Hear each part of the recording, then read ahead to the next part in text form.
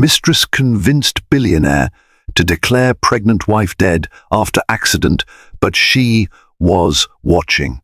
Xavier Lancaster was known throughout New York's upper circles as the visionary millionaire who had everything: wealth, charm, and a radiant wife who was pregnant with his heir. Yet, behind the scenes of his impeccable reputation, a sinister scheme was brewing. One stormy night, a deadly accident seemed to claim the life of his pregnant wife, Elizabeth. Encouraged by his cunning mistress, Claudia, Xavier publicly declared Elizabeth dead, desperate to move on with a glittering future free of obligations. But what neither Xavier nor Claudia realized was that Elizabeth had survived, and she was watching every move they made, determined to reclaim what was hers. Rain drummed against the lofty windows of the Lancaster estate, a Gilded Age mansion nestled amid tall oaks in Westchester County. Xavier Lancaster, barely 35, reclined in his leather armchair, savoring the night's quiet. A self-made millionaire through a series of technology startups and savvy real estate investments, he represented ambition incarnate. Handsome in a clean-cut, confident way, he had always possessed the ability to command a room with little more than a smile. His wife, Elizabeth Lancaster née Moretti, was from a respectable, old money family in Boston. Their marriage was the culmination of two storied lineages. Although they came from different backgrounds, his was one of near poverty and hustle, hers rooted in generational comfort. They shared a hunger for success. Elizabeth's refined upbringing provided her an elegance that perfectly complemented Xavier's fire. The synergy made them one of New York's most enviable couples. But behind the polished veneer lay buried secrets and private anxieties. Elizabeth was newly pregnant, just shy of her first trimester. The news had rippled quietly through the household like a gentle wave. They had chosen not to announce her pregnancy yet, wanting to be sure everything was healthy. Nonetheless, the staff whispered excitedly about a future heir to the Lancaster fortune, dreaming of nursery renovations and anticipating Elizabeth's blossoming maternal glow. No one seemed more thrilled than Elizabeth herself. She had never been comfortable in the role of the billionaire's wife, but with the promise of a child, she felt a deeper purpose. The gentle glimmer in her eyes whenever she stroked her still flat belly painted a portrait of maternal grace. At times, however, a flicker of restlessness would cloud Xavier's gaze, particularly when the talk turned to the baby. His empire was a demanding mistress in itself, requiring relentless travel and constant negotiations. He struggled with the idea of parenthood. Had he been willing to truly change his lifestyle for a family, or was it only Elizabeth's dream? In the midst of these questionings, a different kind of tension simmered. Claudia Ramirez, Xavier's marketing director, was a frequent presence in the Lancaster household on business matters. She was sharp, ambitious, and sultry in a way that attracted looks in any room. Although nothing overtly inappropriate had yet crossed the threshold, an undeniable spark crackled between them. Claudia and Xavier had known each other for 3 years. She had been the first employee at Xavier's newly formed PR firm after he sold his first startup. He trusted her instincts and intelligence, perhaps too much.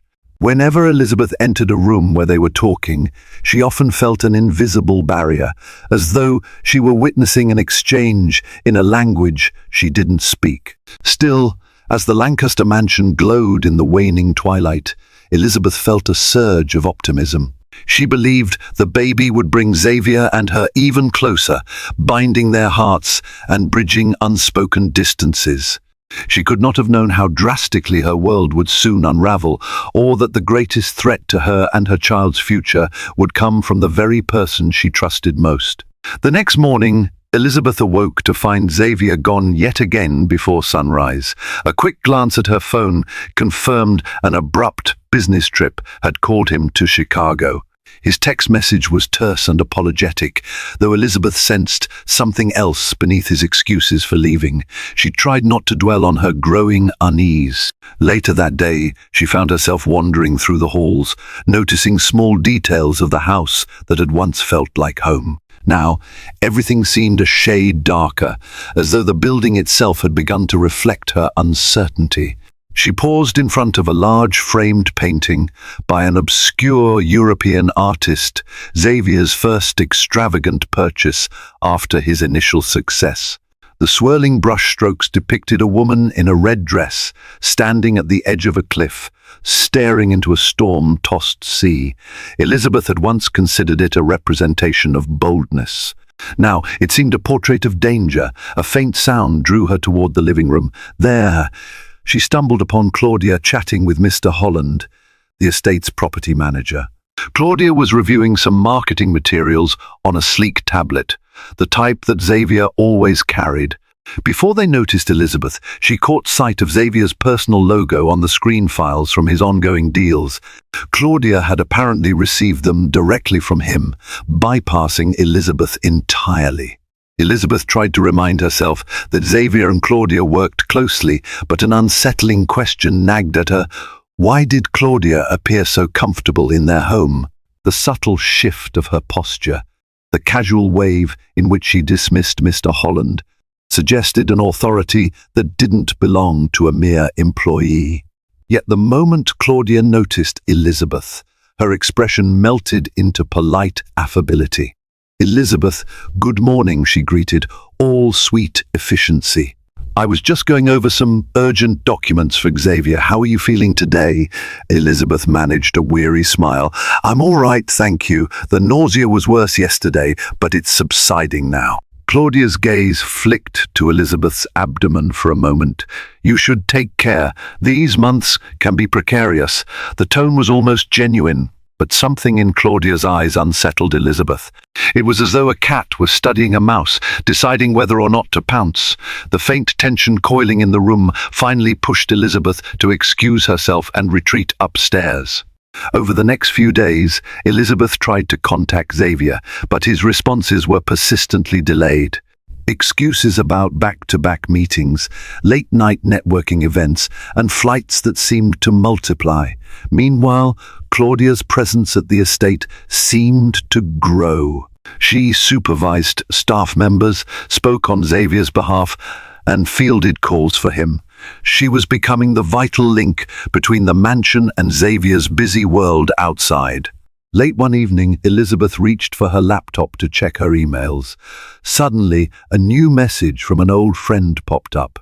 The friend wrote that she had spotted Xavier at a swanky Chicago restaurant, except he hadn't been alone. Beside him sat a striking woman with dark hair, wearing a form-fitting dress that seemed alarmingly reminiscent of something Claudia might choose. Elizabeth's heart pounded. Suspicion solidified, evolving from a vague worry to a terrifying certainty. Back at the Lancaster estate, Elizabeth felt more isolated than ever. Her attempts to discuss the matter of Xavier's closeness with Claudia only led to tense arguments over the phone. When Elizabeth pressed him about the restaurant sighting, Xavier's voice sharpened with annoyance. "You're being ridiculous, Elizabeth. Claudia was with me, yes, but only for business. We were finalizing a major distribution deal. But why did you never mention she'd be in Chicago?" Elizabeth's tone was trembling but resolute. "I didn't think it was relevant. Please, trust me." The conversation ended on a heavy note, leaving Elizabeth feeling hollow. Something vital in their relationship seemed to be breaking. Days turned into a storm of anxiety and half-answered questions. Xavier's phone calls grew shorter, and her once confident husband now sounded perpetually on edge. In an attempt to clear her head, Elizabeth drove into Manhattan to meet her longtime confidant, Dr. Sophia Hayashi, a well-respected OB-GYN at Mount Sinai Hospital. Sophia had been monitoring Elizabeth's pregnancy from the earliest days. Over tea in the hospital's bustling cafeteria, Elizabeth recounted her concerns in hushed tones. Sophia listened intently, her kind eyes revealing concern. "Your stress is understandable, Elizabeth, but you need to be mindful of your health. High stress can have real implications for you and the baby. If you suspect something is wrong in your marriage, gather facts, but please protect your peace as well." Elizabeth nodded, feeling somewhat comforted to have a listening ear. She left the hospital with a resolution to remain calm and think strategically. She would watch Claudia more carefully, observe her movements in the estate, and above all, try to speak openly with Xavier when he returned. But everything shifted again when she arrived back home that evening. In the mansion's grand foyer, she noticed a small set of suitcases placed neatly by the door. Next to them, Mr. Holland was standing with a furtive expression. "Mrs. Lancaster," he said, his voice subdued. "Miss Ramirez instructed me to have these sent to Mr. Xavier's personal apartment in the city." Elizabeth glanced at the tags. They were monogrammed with Xavier's initials, but contained items she recognized: a favorite sweater, custom-tailored suits, and even the cologne she had gifted him. Why was Claudia taking Xavier's personal belongings? Was he not coming home? Elizabeth's mind raced. She called Xavier's phone, but once again it went straight to voicemail. On a whim, she tried calling one of his business associates. That friend simply claimed Xavier was tied up in meetings and not to worry. In her restless sleep, Elizabeth found herself dreaming of swirling waters, the same stormy sea that had appeared in Xavier's cherished painting. It felt like a warning, the sense that something cataclysmic was on the horizon. What she did not realize was that, behind closed doors, Claudia was whispering poison into Xavier's ear, sowing seeds of doubt about Elizabeth's devotion, about the pregnancy itself, about whether Elizabeth was truly the person Xavier needed by his side. 2 weeks passed without Xavier setting foot in the estate. To the outside world, he was simply engrossed in deals, but to Elizabeth, it felt like an intentional distancing. Then came the night that would change her life forever. A severe rainstorm pelted New York with an intensity not seen in years. Flood warnings scrolled across television screens. Winds howled through the night. Despite the weather, Elizabeth had an urgent need to see Xavier and resolve the growing crisis in their marriage. She discovered he was at a high-profile gala in Manhattan, an event rumored to celebrate a new philanthropic partnership with a major tech giant. Someone like Bill Gates or Warren Buffett might even have been there, though the details were fuzzy. Elizabeth decided to drive there herself, ignoring the staff's concerns about the storm. She navigated the slick roads, wipers thrashing against the windshield. The city's neon lights blurred in the downpour, giving the drive an otherworldly atmosphere. All the while, her anxiety was a static buzz in her mind. Would she find Xavier with Claudia? What would she say? Could she fix this fracturing marriage before it was too late? Halfway down a desolate stretch of highway, a blinding flash of lightning illuminated something lying in the road. Elizabeth swerved to avoid it, her tires losing traction on the rain-soaked pavement. The car veered into a spin, smashing through the guardrail. She felt the vehicle tumble, metal screeching, glass shattering, and then a sudden, horrifying silence as she plummeted into a wooded embankment. Dazed, Elizabeth's vision blurred. Her body was pinned by twisted metal, and an acute pain seared through her abdomen. In that moment, fear for her unborn child overshadowed even her own terror. The storm hammered her motionless car, water sloshing into the shattered windows. She fumbled for her phone, only to realize it was gone. Hours seemed to pass, though it might have been minutes. Miraculously, a passing driver saw the destroyed guardrail and called for help. Medics arrived, carefully extracting Elizabeth from the wreckage. Through excruciating pain, she clung to consciousness long enough to see the paramedics glance at each other grimly as they transferred her onto a stretcher. "Try to stay with us," one of them said. "We're taking you to the nearest hospital." That was the last thing Elizabeth remembered before everything went black. Meanwhile, the news spread swiftly, from highway patrol to hospital staff to frantic phone calls. By the time the clock struck 3 in the morning, Xavier had been notified. Yet, under the spell of Claudia's manipulations, his reaction was eerily muted. The man who once claimed to love Elizabeth beyond reason was now weighed down by complex emotions: duty, fear, guilt, or perhaps a darker relief. Somewhere, in a dimly lit suite in Manhattan, Claudia's eyes glimmered with an unspoken opportunity. If Elizabeth and her unborn child were truly out of the picture, then nothing would stand in the way of Claudia's ambitions. She placed a delicate hand on Xavier's shoulder. "We should go to the hospital," she murmured. "But remember, sometimes these tragedies happen for a reason." At the hospital, the atmosphere was frantic. Surgeons worked feverishly to stabilize Elizabeth. She had suffered severe head trauma, internal bleeding, and multiple fractures. Yet, amidst this grim reality, her baby's heartbeat, though faint, still pulsed on the fetal monitor. Xavier arrived in the early morning, accompanied by Claudia. The staff, recognizing him, ushered him into a private consultation with Dr. Warner, the lead surgeon. Dr. Warner explained the severity of Elizabeth's condition. She was in a coma, and it was unclear if or when she would regain consciousness. The unborn child's health hung in the balance. Xavier's face paled, but before he could fully process the enormity of the situation, Claudia took charge. With a calculated voice, she asked, "Doctor, in cases like this, how often do the mothers pull through?" Dr. Warner frowned. "We've seen miraculous recoveries, but the odds are uncertain. It could be days, weeks, or months. The baby is at risk if Elizabeth's condition worsens." Claudia's expression morphed into feigned concern. "That's so tragic. Thank you, doctor, for all that you're doing." She lightly squeezed Xavier's arm, guiding him out of earshot.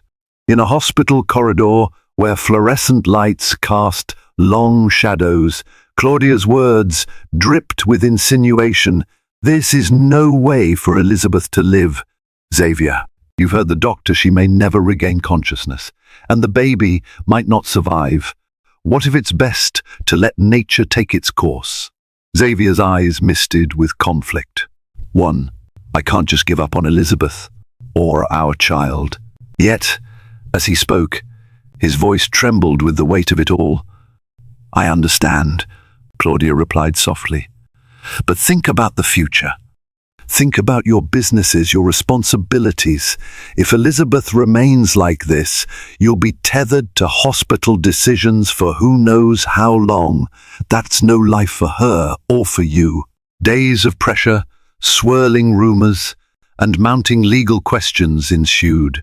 The Lancaster name was splashed across tabloids, speculating on the condition of the wife, the unborn heir, and the possibility of scandal. Claudia whispered incessantly about the implications of indefinite medical bills, the draining emotional toll, and how the media might twist the story into one of neglect or exploitation. Despite Dr.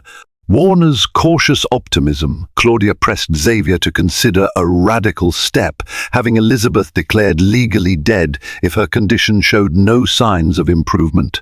At first, he recoiled in horror. "That's monstrous," he muttered.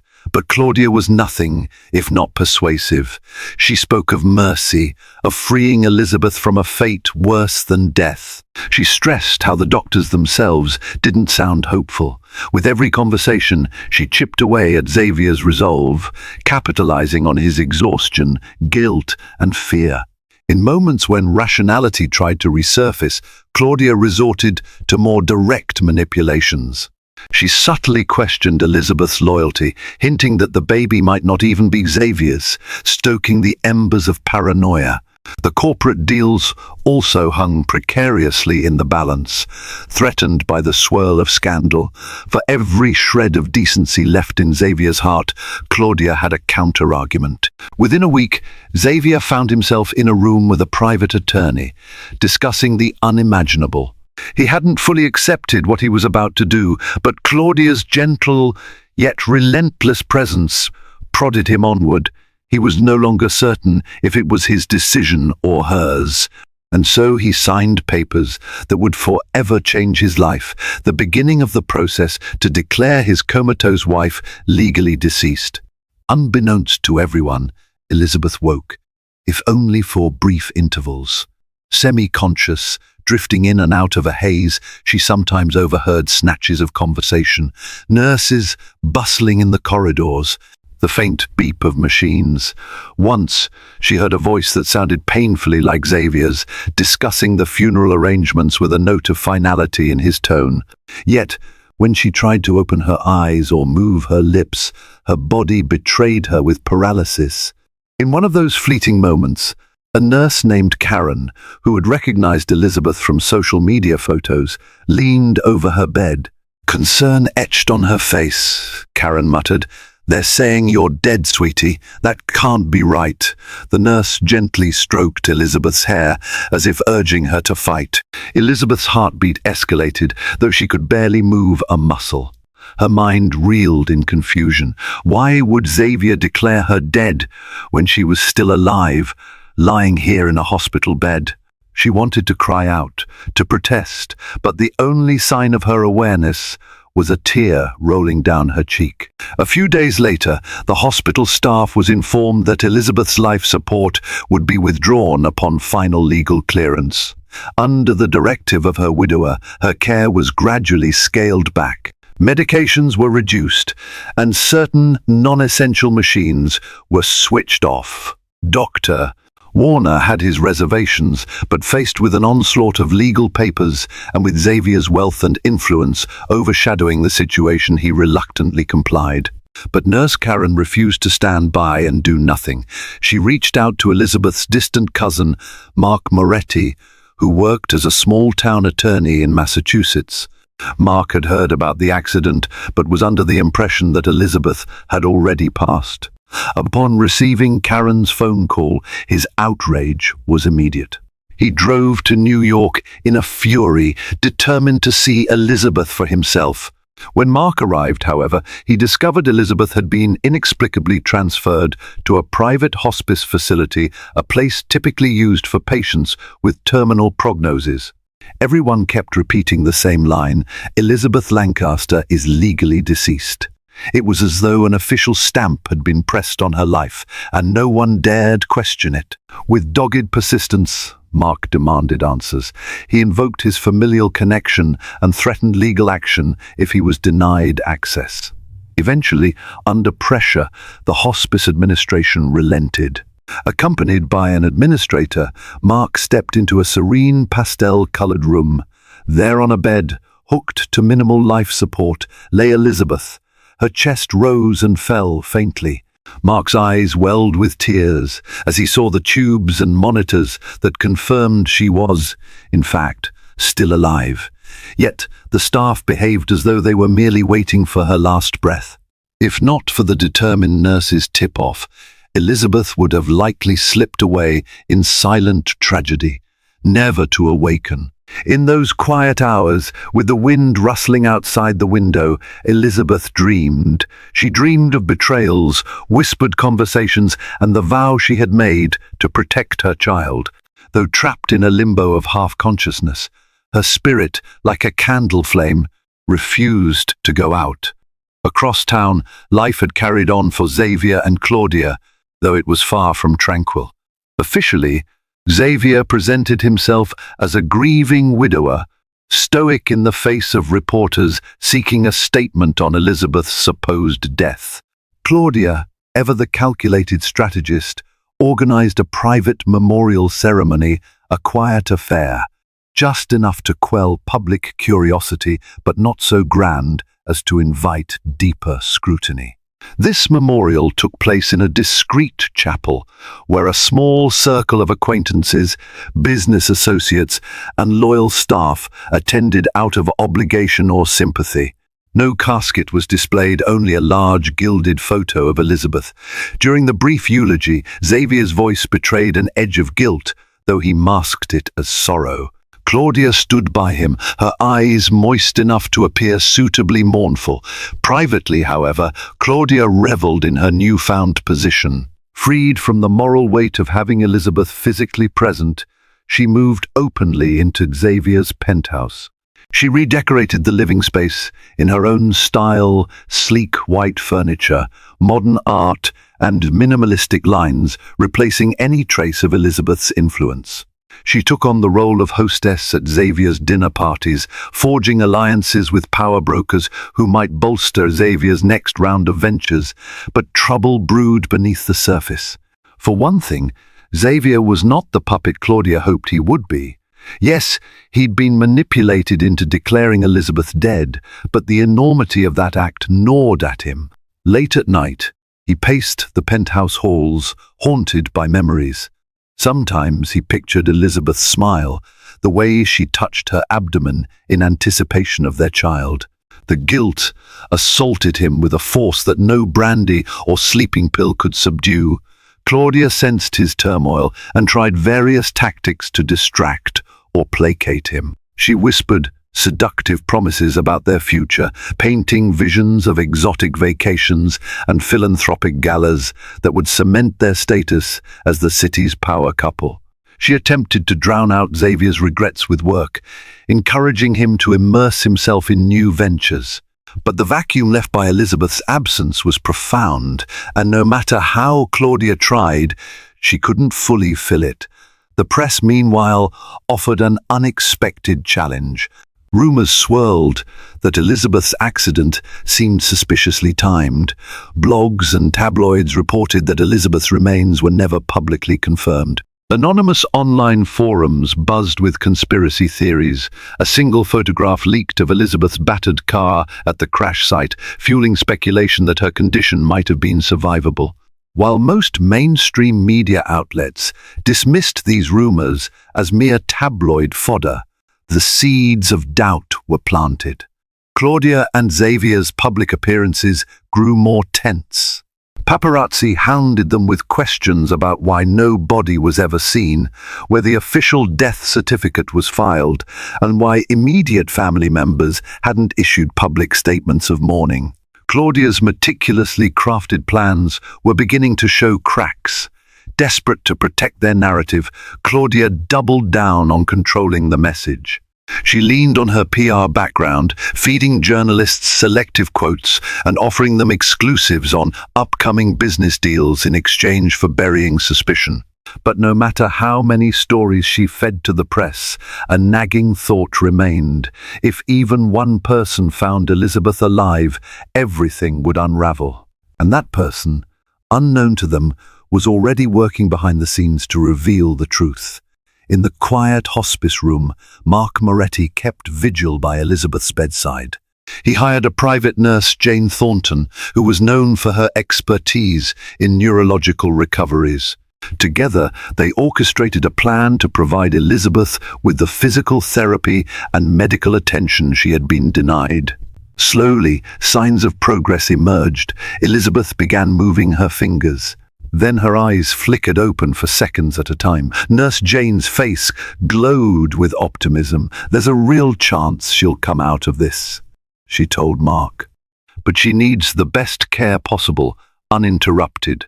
Knowing that the legal situation was precarious, Elizabeth had been declared deceased by her husband. Mark approached the hospital's legal counsel, but he found himself stonewalled. The official documents were ironclad. If Elizabeth had been misdiagnosed or wrongly declared dead, it would be a scandal of epic proportions. Administrators were wary of involving themselves in a case that could topple powerful individuals. Undeterred, Mark reached out to a journalist acquaintance, Rachel Kim, at the New York Herald. Initially, Rachel was skeptical. "You're telling me the late Elizabeth Lancaster, the pregnant wife of a millionaire, is still alive in a hospice, and her husband declared her dead anyway?" Her tone carried disbelief. "Yes," Mark insisted, "and I have proof medical records showing she's still on minimal life support. I can get you access if you come quietly." Rachel, sensing a bombshell, agreed to investigate. Late at night, she snuck into the hospice with Mark, wearing a discreet hoodie and carrying nothing but a small camera. What she witnessed in that private room shook her to the core. Elizabeth Lancaster, fragile but undeniably alive, her belly still slightly rounded with pregnancy. With trembling hands, Rachel snapped photographs. She recorded Nurse Jane's statement, "This patient is very much alive. She's responding to stimulus." The shocking evidence contradicted the official narrative. Rachel knew she sat on a career-defining scoop, but also a story so big that it could jeopardize her own safety if powerful forces tried to bury it. Meanwhile, behind closed doors, Mark prepared to challenge Elizabeth's death certificate in court. Armed with the new evidence, he filed an emergency motion, claiming that Elizabeth was in fact alive and that the legal declaration of her death had been fraudulent. If the court recognized his argument, it would trigger a massive legal showdown with Xavier Lancaster. As Mark's motions inched through the system, the first real glimmer of hope ignited. Each day, Elizabeth grew a little stronger. Her eyelids fluttered more frequently. Her hand sometimes gripped Mark's. Once, late in the evening, Nurse Jane gasped as Elizabeth's lips parted to murmur a barely audible word, "baby." For the first time since the accident, it felt as though Elizabeth was fighting her way back, driven by maternal instincts and an unyielding will. The documents labeling her deceased might have fooled the city, but they had not fooled her body or spirit.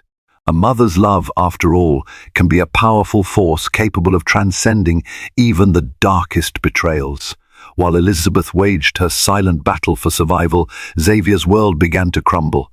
Whispers reached him that someone had challenged Elizabeth's death certificate.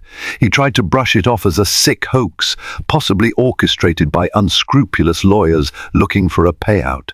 Yet, the rumors refused to die. The tension between Claudia and Xavier escalated. The once intoxicating infatuation that united them had cooled, replaced by constant bickering. Each new mention of Elizabeth's name in the media triggered an argument. "Why is this story popping up again?"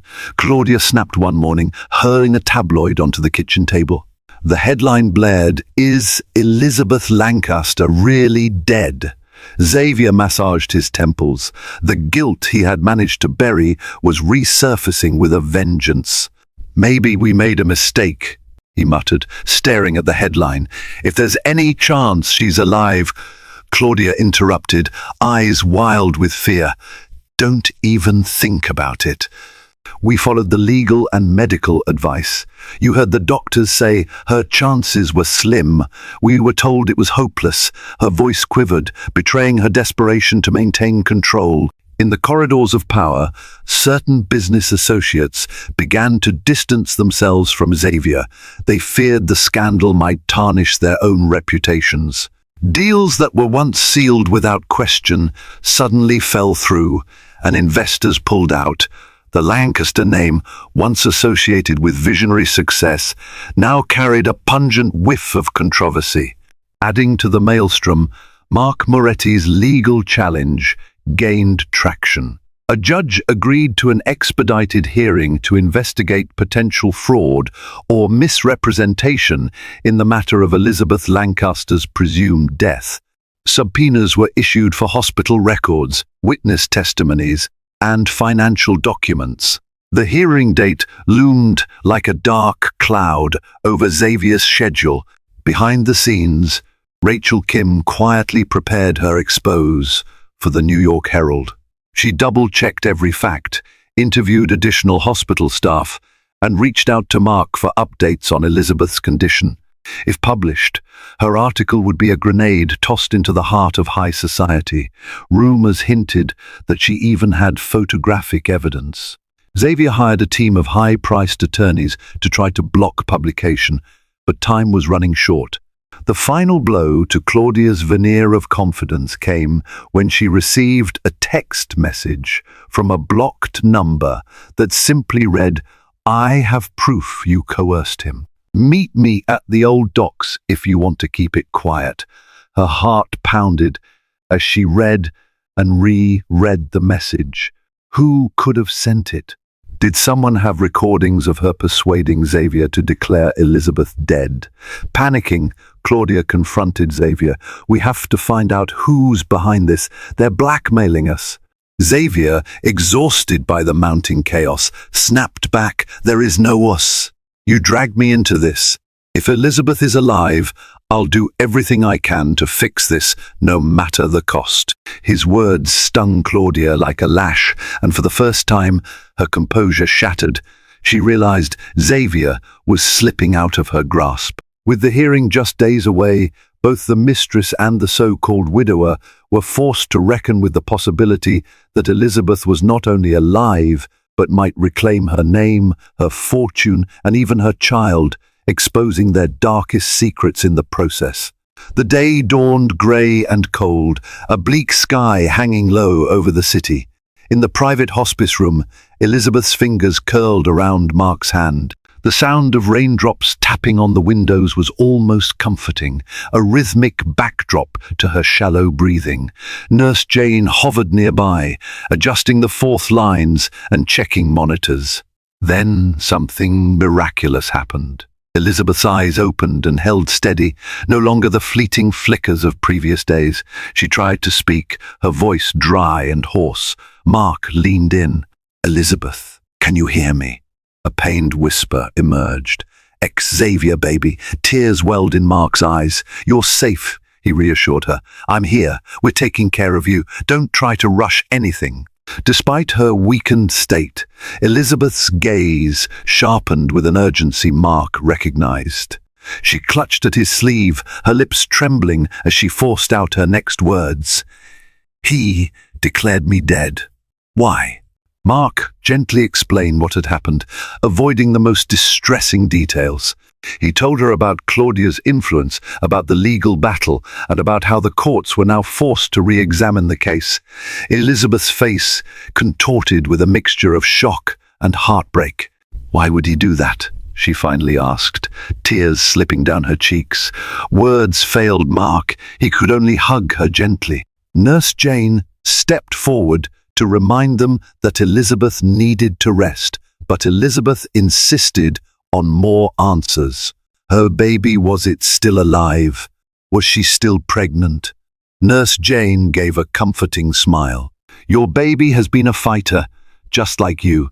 From the tests we've conducted, the heartbeat is steady, but we need to do more comprehensive scans." Relief coursed through Elizabeth, mingling with fury and confusion. She vowed that once she recovered, she would uncover every sordid detail of how her own husband had written her off for dead. For the sake of her child, she would see justice done. Although her body was frail, Elizabeth's spirit surged with renewed strength. She spent the next few days in a whirlwind of medical evaluations. Specialists were brought in, including Dr. Sophia Hayashi, who had been her original OB-GYN. After thoroughly examining Elizabeth, Sophia confirmed that while the pregnancy remained high risk, there was still hope for a healthy outcome if Elizabeth continued to recover. Outside the hospice walls, Mark worked tirelessly with his legal team, updating the court on Elizabeth's improving condition. The media caught wind of this stunning development, and rumors exploded. The woman once mourned as dead was, by all reports, alive. Public opinion veered from sympathy for Xavier to outrage at the potential conspiracy. Claudia's name trended on social media, with whispers that she had orchestrated the entire fiasco. As Elizabeth regained the ability to sit up, speak more clearly, and even take a few steps with assistance, she felt a surge of maternal resolve. She knew that no matter how complicated the coming fight might be, she was determined to face it head-on. What she didn't know was just how far Claudia would go to keep the truth buried, and how dangerous the final showdown could be for everyone involved. The marble steps of the New York Supreme Court were swarmed with reporters and flashing cameras. Rain threatened to fall from the heavy sky, casting a gloomy haze over the city. Tension buzzed in the air as journalists murmured. Cameramen adjusted their tripods and legal spectators jockeyed for seats. Everyone was there for one reason: to witness the unbelievable showdown of a woman once declared dead, now very much alive. Inside the grand courtroom, polished wood gleamed under the soft lighting. Rows of pew-like benches were packed with observers and media representatives. The courtroom doors creaked open and Xavier Lancaster entered, flanked by 3 attorneys. He looked tired, a shadow of the charismatic millionaire the public once adored. His navy suit was perfectly pressed, but his eyes were bloodshot, his face pale. As he walked to his seat, cameras clicked rapidly outside the courtroom window panes. Moments later, Claudia Ramirez entered from a separate side door, wearing an elegant black suit dress and oversized sunglasses. Her jaw was clenched tight, her usual confident smirk replaced with a hard, unreadable line.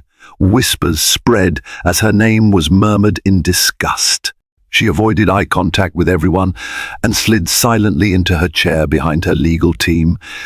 Then came the moment that silenced the room. Elizabeth Lancaster entered, her presence stopping all movement. Seated in a wheelchair, pushed gently by Nurse Jane, she wore a flowing pale blue maternity dress that draped softly over her baby bump.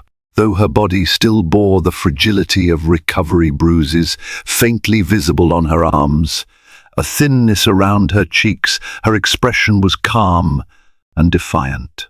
Her dark hair was pinned neatly back, and her eyes, alert and unwavering, scanned the room. Behind her, Mark Moretti walked closely, offering strength without speaking a word. Gasps filled the courtroom. "She's alive," someone whispered audibly. Even the judge, Honorable Julia Park, looked momentarily stunned before quickly collecting herself. She banged her gavel for silence. "We are here today," Judge Park began, her tone crisp, "to review the legal declaration of death filed for Miss S. Elizabeth Lancaster, and to determine whether that declaration was made in error or under circumstances of fraud and coercion." One by one, key witnesses were called.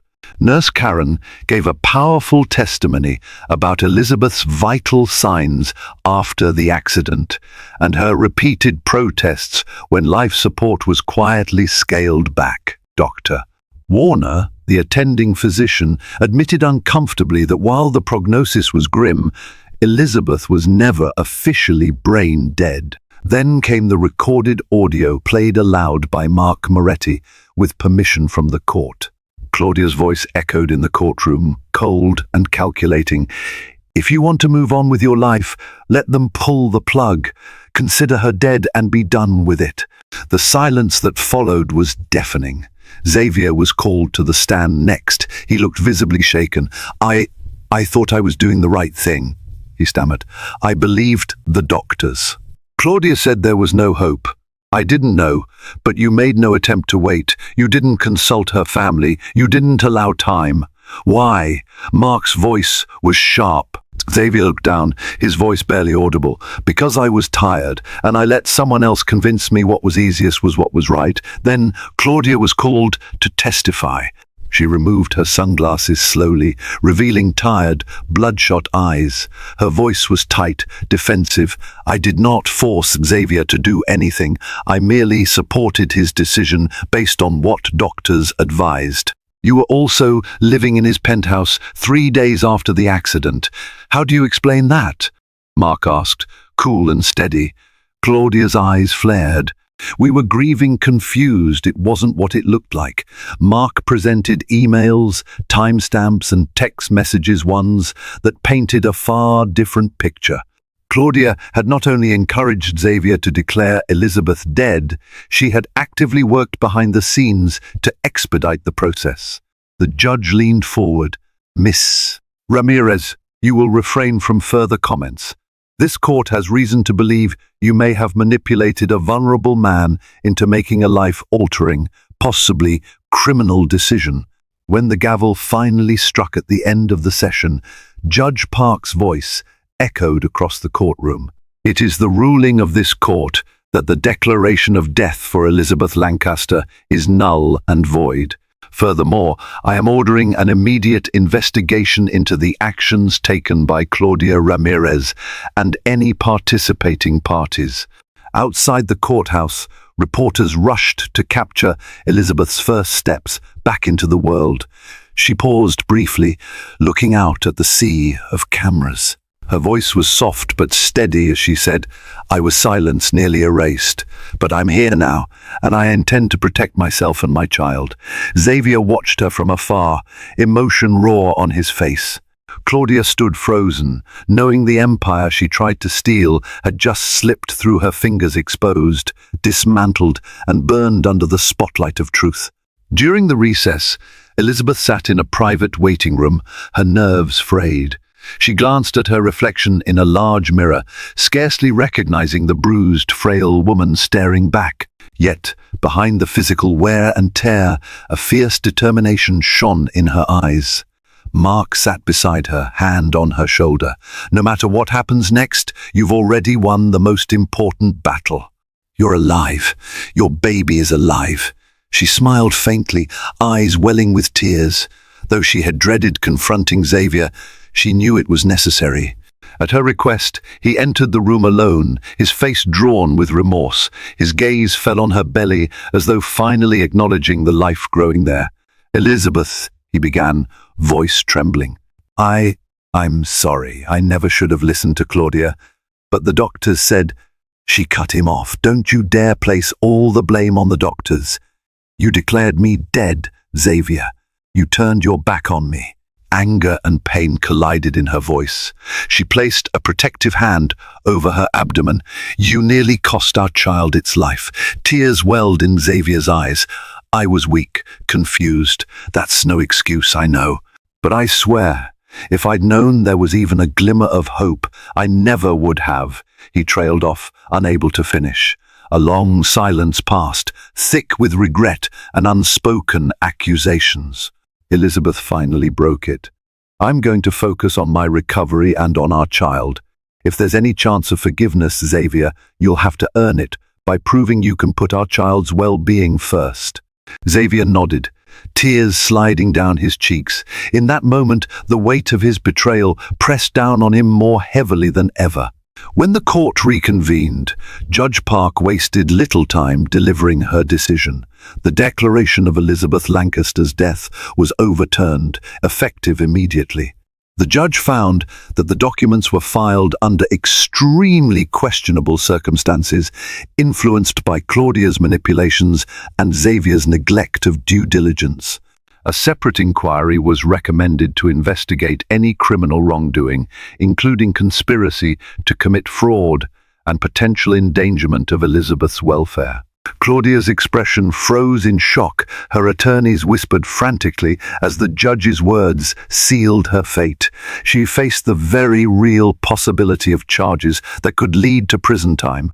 Outside the courthouse, reporters and onlookers surged forward, clamoring for a statement from the woman who had returned from the dead. Elizabeth, supported by Mark on one side and Nurse Jane on the other, gave a brief remark. "I am grateful to be alive and for the support I've received. I ask for privacy as I focus on my recovery and the health of my unborn child." Camera bulbs flashed, capturing the image of a fragile yet triumphant Elizabeth. In the background, Xavier looked on with a torn expression, relief that Elizabeth was alive, shame for his role in nearly destroying her, and a faint hope that, somehow, he might find redemption. For Claudia, there was no solace. Surrounded by photographers, she kept her head down, her once carefully curated persona shattered. She had underestimated the resilience of a woman's will to live, the power of familial love, and the potent sting of truth. Months later, Elizabeth reclined in a sunlit reading nook, gently caressing her now prominent baby bump. The doctors had placed her on bed rest for the final stages of her high-risk pregnancy, but her spirit was high. She was regaining her strength, physically and emotionally. With each passing day, she felt the life inside her growing stronger, reminding her of a future that had nearly been stolen. Xavier had moved back to the estate temporarily at Elizabeth's cautious invitation. He slept in a guest wing, far from her private suite, but she allowed him some involvement in prenatal appointments. Their conversations were polite but guarded. Trust, as they both knew, would not be easily rebuilt. In the aftermath of the court case, Claudia's reputation was left in tatters. Indicted on charges of fraud and conspiracy, she spent her days embroiled in legal battles. Most of Xavier's business associates cut ties with her immediately, and she found herself largely abandoned by the high society circles she once courted. A once rising star in PR, she now saw every door slammed shut. Elizabeth had declined to press additional charges for emotional distress, prioritizing her recovery over vengeance. Still, civil suits were likely, given the harm done. Mark continued to serve as Elizabeth's legal champion, ensuring that no further manipulations would threaten her or her unborn child. Nurse Jane remained a trusted caregiver, monitoring Elizabeth's health as she inched closer to her due date. As for the media frenzy, it finally began to subside, replaced by newer scandals and headlines.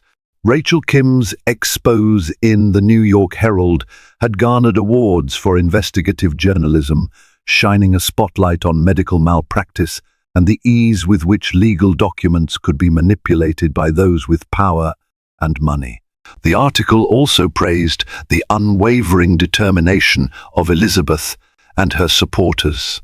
One crisp morning, Elizabeth received a letter from an unlikely source, Xavier's mother, Eloise Lancaster, who had been traveling abroad. Eloise wrote of her shock and sorrow upon hearing the news, apologizing for not being there during Elizabeth's darkest hour. She expressed relief that Elizabeth was still alive, regret for Xavier's actions, and a fervent hope for reconciliation. Unsure how to respond, Elizabeth tucked the letter away in a drawer, overwhelmed by the complexities of what her life had become. In the final weeks of her pregnancy, Elizabeth had moments of reflection on love, trust, betrayal, and survival. She grieved for the vibrant woman she had once been, who believed wholeheartedly in the fairy tale narrative of her marriage. Yet, she also embraced the new, stronger version of herself that emerged from adversity. She understood, perhaps more than ever, that life was fragile, precious, and worth fighting for. On a morning awash with soft sunlight filtering through the estate's tall windows, Elizabeth felt the first stirrings of labor. Gathering the strength that had carried her through heartbreak and near death, she prepared to welcome her child into a world that was both perilous and full of promise. And as each contraction rippled through her, she reminded herself miracles do happen, sometimes in the most unexpected ways. Thank you for joining me on this emotional roller coaster of betrayal, secrets, and survival. Elizabeth's miraculous journey from being declared dead to reclaiming her life and safeguarding the life of her unborn child reminds us all of the power of hope and resilience. She faced unimaginable treachery from the very people she trusted, yet found the strength to stand tall for herself and her baby. If this story moved you, intrigued you, or left you breathless with anticipation, please consider giving this video a like. Don't forget to share it with friends who appreciate a gripping real-life drama, and most importantly, subscribe to this channel so you won't miss any future stories. Your support helps us continue bringing you tales that spark conversation, curiosity, and even a glimmer of inspiration. Thank you for watching, and stay tuned for more riveting narratives.